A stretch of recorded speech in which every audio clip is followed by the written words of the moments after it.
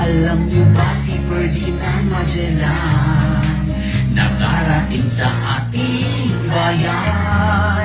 Trinidad, Concepcion, San Antonio, Santiago, Victoria, 5 barko na laging kasama.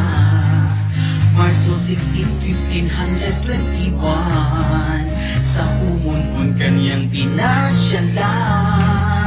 Sa Limasawa nakilala si Rahagol ang buwan, nakipagsanduguan.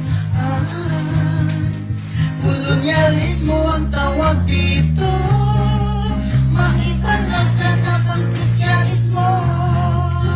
Huwag sumama ka sa kanyang biyahe, likas na yaman ang makuha mo.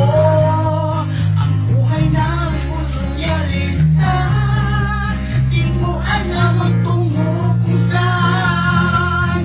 Huwag sumama ka sa kanyang biyahe, matuklasan mo ang buong mundo.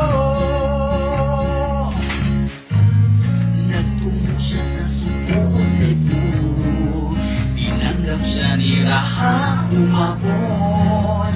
Pinalitan ng mga pangalan, sila Humabon kay Joshua na ang asawa.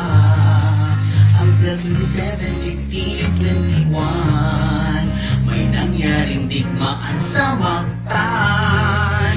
Sila pula po kasama ang tribo, pinatay si Ferdinand na may tamasan.